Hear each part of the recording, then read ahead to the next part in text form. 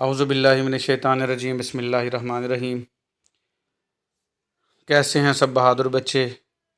सबको अस्सलाम वालेकुम बेटा। आज से हम स्टार्ट करने लगे हैं अपना फ़र्स्ट लेक्चर यूट्यूब पे। पिछले मैं कोई 8 से 10 साल हो गए उनसे पढ़ा रहा हूँ, लेकिन अब मैंने सोचा है कि जितने बच्चे बहादुर बच्चे और बच्चियाँ हैं, बहादुर मैं इसलिए कह रहा हूँ बेटा, जो इस मुश्किल परेशानी के दौर के अंदर जो अपने वालदैन के लिए सोच रहे हैं, अपने लिए सोच लें, अच्छे रोज़गार के लिए सोच रहे हैं, तो वो बहादुर हैं। तो उनके लिए बेटा मैंने ये शुरू किया काविश। अगर आपको पसंद आए तो दूसरे लोगों को भी बताइएगा। मेरा चैनल सब्सक्राइब करें या ना करें, मुझे इससे कोई परवाह नहीं है। मेरी सिर्फ ये ख्वाहिश है कि जितने बच्चे बच्चियां स्कूल नहीं जा सकते, कॉलेज नहीं जा सकते और अच्छा रोज़गार भी हासिल करना चाहते हैं, तो उनके लिए एक मियारी एजुकेशन जो है वो आपको मिले। मुझे अल्लाह पाक ने जो नॉलेज दिया है बेटा, वो मेरे साथ कब्र में ना चला जाए और सब बच्चों को, बच्चियों को ये नॉलेज पहुँचता रहे। तो सब बहादुर बच्चों को मेरी तरफ से वेलकम है बेटा। तो आज हमने पढ़ना है फिज़ियोलॉजी, एनाटॉमी। एनाटॉमी और फिज़ियोलॉजी की एक ही बुक है बेटा। कोई भी बच्चे जिनको इस कोर्स के बारे में जो बिल्कुल नए हैं, उनके बारे में थोड़ा सा इंट्रोडक्शन दे दूं। इसकी 5 बुक्स होती हैं बेटा। एनाटॉमी फिज़ियोलॉजी की एक बुक है, बायोकेमिस्ट्री की बुक है, माइक्रोबायोलॉजी, फार्मास्यूटिक्स और फार्माकोग्नोजी, ये 5 बुक्स हैं बेटा। जो फार्मा जिनके साथ लगता है, फार्मास्यूटिक्स और फार्माकोग्नोजी, इन 2 बुक्स में से आपका एक पेपर आएगा बेटा। फार्मास्यूटिक्स है अंग्रेज़ी द्वियात कालम, और फार्माकोग्नोजी ऐसे पढ़ना है, फार्माकोग्नोजी वो है आपका देसी अद्वियात का इल्म, उसमें हम देसी जड़ी बूटियाँ पढ़ते हैं। तो इन 2 बुक्स में से आपका एक पेपर आएगा। 60 की ऑब्जेक्टिव होगी और 60 के ही शॉर्ट क्वेश्चन होंगे। 120 नंबर का पेपर होगा, 60 वाला पास होगा। और बाकी 3 बुक्स बच गई हैं। उनमें से माइक्रोबायोलॉजी, माइक्रो का मतलब होता है छोटे, बायो का मतलब जानदार, लॉजी का मतलब मुताला हासिल करना। तो माइक्रोबायोलॉजी का मतलब हुआ ऐसे जानदार जिनको हम आँख से नहीं देख सकते, जिनको देखने के लिए माइक्रोस्कोप की ज़रूरत होती है, उनका मुताला करना क्या कहलाएगा? माइक्रोबायोलॉजी। फिर आ जाएगा बेटा बायोकेमिस्ट्री। बायो का मतलब जानदार होता है, केमिस्ट्री का मतलब केमिकल रिएक्शन होता है। तो बायोकेमिस्ट्री का मतलब हो गया जानदारों में होने वाले केमिकल रिएक्शंस का मुताला।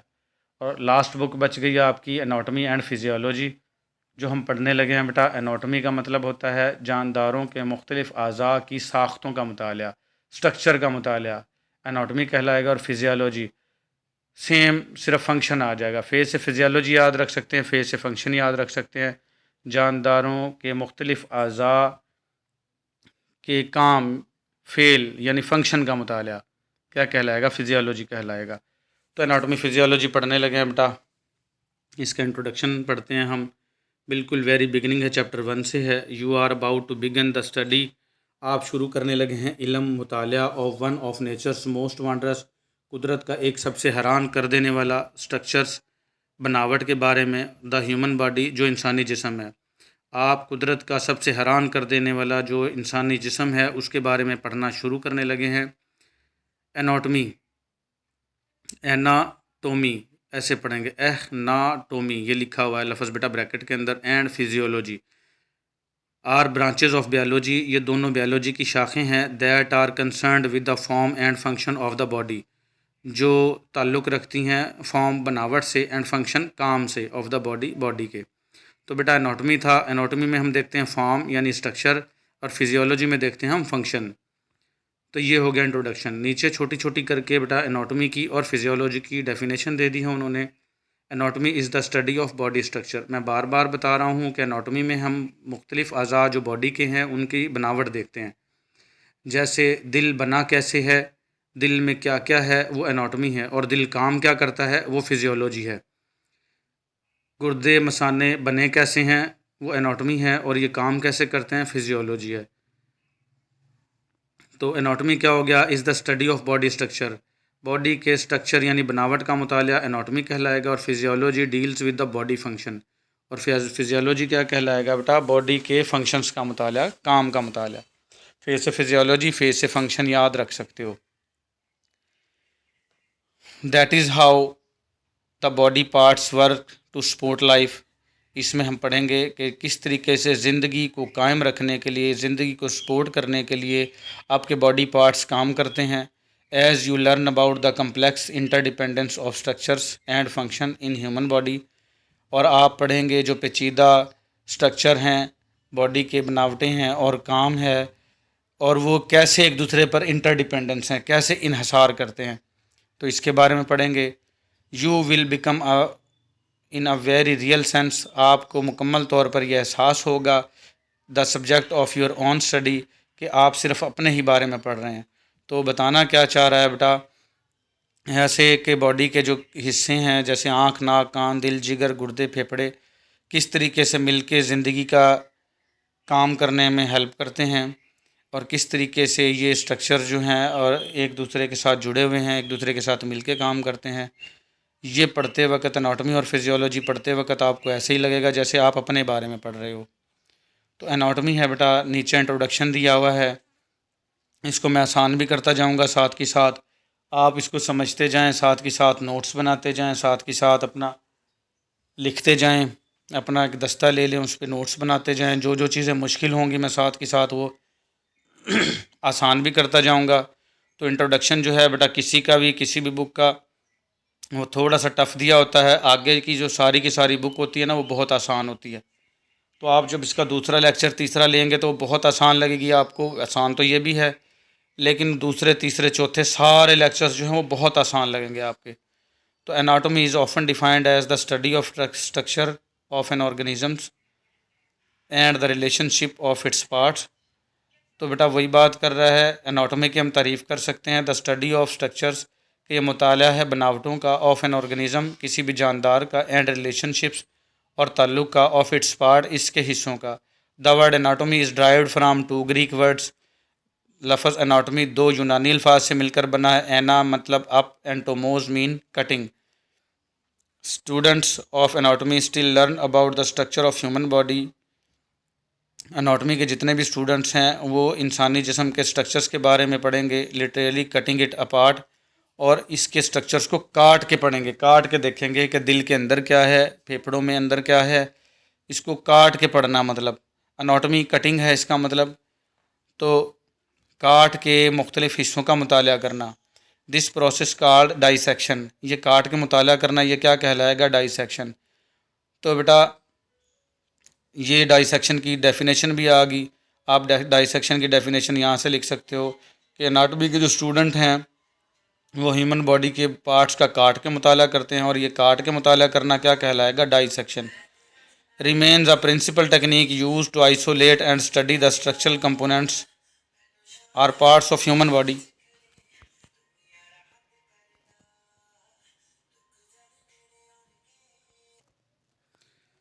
तो ये कहता है बेटा, remains a principal technique, sorry हमें यहाँ स्टॉप करना पड़ा था, तो हम ये पढ़ते हैं यहाँ से दोबारा। कहता है कि दिस प्रोसेस कॉल्ड डाइसेक्शन, इस प्रोसेस को हम डाइसेक्शन कहते हैं। रिमेन्स अ प्रिंसिपल टेक्निक, और ये एक प्रिंसिपल टेक्निक है, तरीक़ाकार है। यूज़ टू आइसोलेट, जो अलग अलग करने के लिए इस्तेमाल होता है। And study the structural components of or parts of the human body. तो जो स्ट्रक्चरल कंपोनेंट्स हैं, बनावटी साख्त के जो कंपोनेंट्स हैं, कंपोनेंट्स और पार्ट्स एक ही चीज़ है। ह्यूमन बॉडी के जो पार्ट्स हैं उनकी बनावट कैसी है उसका मुताला करने के लिए और उसको अलग करने के लिए जो प्रिंसिपल टेक्निक यूज़ होती है उसको हम क्या कहते हैं, डाइसेक्शन। ये तारीफ़ है किसकी, डाइसेक्शन की। Biology is defined as the study of life. अब ये बायोलॉजी की तारीफ़ आ गई बेटा, कोई भी पूछ ले तो biology is the defined as the study of life. ये तीन अल्फाज याद रखना है, स्टडी ऑफ लाइफ, तीन अल्फाज। बायोलॉजी की कोई तारीफ़ पूछ ले, बायो क्या है, तो आपने क्या बताना है, स्टडी ऑफ लाइफ, या यूँ भी कर सकते हो, scientific study of life is called biology. तो both anatomy and physiology are sub division of this very broad area of inquiry. अब ये very broad area of inquiry की जगह पे आप सिर्फ बायोलॉजी भी लिख सकते हैं। कहता दोनों एनाटॉमी एंड फिजियोलॉजी शाखें हैं किसकी, बायोलॉजी की, यूँ लिख सकते हो। Both anatomy and physiology are sub division of biology, यूँ लिख सकते हो। वैसे जो इन्होंने लिखा हुआ उसका तर्जमा क्या बनेगा, both anatomy and physiology are subdivisions of this very broad area of inquiry. Anatomy और फिजियोलॉजी हैं वो शाखें हैं ये ब्रॉड एरिया जो इंक्वायरी का है बायोलॉजी के बारे में लफ्ज़ किया है कि बहुत वसी एरिया है जिसमें आप तालीम हासिल कर सकते हो। उसकी छोटी छोटी शाखें हैं, कौन कौन सी, एनाटॉमी एंड फिजियोलॉजी। तो ये थोड़ा सा मुश्किल करके लिख दिया, आप इसको सिर्फ यूँ लिख सकते हो, both anatomy and physiology are the branches of biology, बस ऐसा लिख सकते हो। Just a biology can be subdivided into specific area for studies. यहाँ पे भी आप सिर्फ शॉर्ट में कर सकते हो, जैसा कि बायोलॉजी की बहुत सारी शाखें हैं। Just a biology can be सब डिवाइडेड इनटू डिफरेंट ब्रांचेस, यहाँ पे लिख सकते हो सिर्फ आप। So can anatomy and physiology have different branches also. तो यहाँ पे ये शॉर्ट करके लिख सकते हो बेटा कि कहते हैं आपने लिखना है biology has different branches like that anatomy and physiology also have different branches. आपने यहाँ पे ये लिख लेना है कि जैसे बायोलॉजी की काफ़ी सारी शाखें हैं, एनाटॉमी की और फिजियोलॉजी की भी काफ़ी सारी शाखें हैं। फॉर एग्जांपल अब यहाँ पे बताने लगा है कि बेटा एनाटॉमी और फिजियोलॉजी की कौन कौन सी शाखें हैं। फॉर एग्जांपल मिसाल के तौर पर द टर्म ग्रॉस एनाटॉमी, ये आप अगले पेज पे पढ़ेंगे, अगले लेक्चर में पढ़ेंगे ग्रॉस एनाटॉमी क्या होता है। मज़ीद मैं बता देता हूँ, इसी में भी कुछ उन्होंने थोड़ा सा डिस्कस किया हुआ है कि टर्म जो ग्रॉस एनाटॉमी है is use to describe the study of body parts. ये टर्म यूज़ होती है, ये इस्तिलाह यूज़ होती है बॉडी के पार्ट्स को स्टडी करने के लिए, उनका मुताला करने के लिए, विजिबल बाई नेकेड आई, जो आम आँख से देख सकते हैं। ग्रॉस का मतलब ही बड़ा होता है, एनाटॉमी क्या हो गया, स्ट्रक्चर हो गया, ग्रॉस का मतलब बड़ा। तो जिस्म के ऐसे अज़ा का मुताला जिनको हम नंगी आँख से देख सकते हों तो वो क्या कहलाती है बेटा, gross anatomy. Before the discovery of microscope, यहाँ पे बता रहा है बेटा कि जब माइक्रोस्कोप डिस्कवर नहीं हुई थी, ईजाद नहीं हुई थी, तो उससे पहले हम एनाटॉमी का सिर्फ मुताला उन्हीं पार्ट्स का करते थे जो कि हम नंगी आँख से देख सकते थे। नंगी आँख का मतलब, नेकेड आई का मतलब ये है कि माइक्रोस्कोप के अलावा या किसी शीशे, अदसे या ऐनक के अलावा, तो उसको हम क्या कहेंगे, नेकेड आई, नंगी आँख से देख सकते थे। उन्हीं का मुताला होता था, किससे, माइक्रोस्कोप की ईजाद से पहले। माइक्रोस्कोप क्या होती है आपको सबको पता है, खुर्दबीन जिसको कहते हैं बेटा। Anatomist had to study, anatomist को मजबूरन मुताला करना पड़ता था। जहाँ has to, have to, had to आ जाएगा उसको हम कहेंगे कि ये बेटा इन्होंने मजबूरन उनको मुताला करना पड़ता, मजबूरी में। ह्यूमन स्ट्रक्चर का मुताला करते थे यूजिंग ओनली आई, आँख का सिर्फ इस्तेमाल करके। ड्यूरिंग डाइसेक्शन, जब किसी भी चीज़ को काटते थे, डाइसेक्शन का मतलब क्या है, काटना, काट कर सिर्फ और सिर्फ आँख से जो जो चीज़ें नज़र आती थी तो सिर्फ मजबूरन उसी का मुताला करते थे माइक्रोस्कोप ईजाद होने से पहले। These early anatomist could make only a grass और होल एग्जामिनेशन, जो शुरू के एनाटोमिस्ट थे, एनाटॉमी का जो माहिर होगा उसको हम क्या कहेंगे बेटा, एनाटोमिस्ट। तो जो शुरू के, अर्ली का मतलब शुरू के, जो एनाटोमिस्ट थे सिर्फ और सिर्फ ग्रास का या होल एग्जामिनेशन करते थे, आँख से जो चीज़ें नज़र आती थी। अब क्या हो गया बेटा, with the use of modern microscope, लेकिन अब जो मॉडर्न माइक्रोस्कोप है उसका इस्तेमाल करके मैनी एनाटोमिस्ट, बहुत सारे जो एनाटॉमी के माहिर हैं, नाउ स्पेशलाइज इन माइक्रोस्कोपिक एनाटॉमी, अब माइक्रोस्कोपिक एनाटॉमी भी करते हैं। देखो बेटा लफ्ज़ को थोड़ा समझना है, माइक्रो का मतलब छोटा होता है, मैक्रो का मतलब बड़ा होता है। ग्रास का मतलब भी बड़ा होता है, मैक्रो का मतलब भी बड़ा होता है, लेकिन यहाँ माइक्रो का लफ्ज़ आ गया। तो अब जो है माइक्रोस्कोप ईजाद होने के बाद जो जदीद किस्म के एनाटोमिस्ट हैं वो छोटे छोटे हिस्सों का भी मुताला करते हैं, उसको क्या कहेंगे, माइक्रोस्कोपिक एनाटॉमी। तो ये माइक्रोस्कोपिक एनाटॉमी क्या होगी, जो चीज़ें आँख से नज़र नहीं आएंगी, including the study of cell. अब सेल आँख से नज़र नहीं आता तो इसमें शामिल है सेल का मुताला, और सेल के मुताले को क्या कहते हैं, साइटोलॉजी। यहाँ से हमें साइटोलॉजी की तारीफ भी मिल गई बेटा। सेल का मुताला क्या कहलाएगा, साइटोलॉजी, या सेल बायोलॉजी भी कह सकते हो इसको। तो the study of cell is called cytology, ठीक हो गया। एंड टिश्यूज़, सेल मिलकर क्या बनाते हैं बेटा, टिश्यू, और टिश्यू का मुताला हिस्टोलॉजी वैसे कहलाता है। तो वो बताना चाह रहा है कि माइक्रोस्कोप की ईजाद के बाद सेल का मुताला करने के काबिल भी हो गए हैं और टिश्यूज़ का मुताला करने के काबिल भी हो गए हैं, तो कॉल्ड हिस्टोलॉजी। टिश्यूज़ का मुताला क्या कहलाएगा, हिस्टोलॉजी। तो यहाँ हमें दो ब्रांचेस मिल गए हैं बेटा, the study of cell is called cytology और the study of tissues is called histology. या मारूजी भी आ सकते हैं बेटा। Other branches of anatomy include the study of human growth. दूसरी जो ब्रांचेस हैं, शाखें हैं एनाटॉमी की, उसमें इंसानी नशोनुमा है। ह्यूमन ग्रोथ क्या हो गया, इंसानी नशोनुमा। एंड डेवलपमेंट, डेवलपमेंट भी नशोनुमा होती है। Or the study of disease body structure, और इसमें हम बीमारी वाले जो हिस्से हैं उनका मुताला करना भी क्या कहलाएगा, ये एनाटॉमी में ही आएगा। तो ये था बेटा एनाटॉमी का हमारा तारुफ।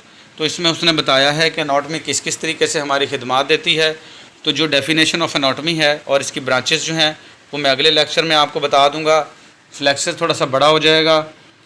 अगले लेक्चर जैसे जैसे सुनेंगे बेटा थोड़ा सा इंट्रोडक्शन जो भी होता है किसी भी बुक का, तो वो थोड़ा सा टफ़ लगेगा आपको, लेकिन अगले वाले जो लेक्चर हैं वो बिल्कुल आसान है। एनाटॉमी इतनी आसान है, पहले 30 पेजेस की सिर्फ एनाटॉमी है और अगले जो बाकी पेजेस हैं उसमें वो फिजियोलॉजी का पार्ट शुरू हो जाता है। तो आज के लिए हमारा इतना ही। इस लेक्चर में मिलते हैं इंशाल्लाह अगले लेक्चर में। अल्लाह हाफिज़।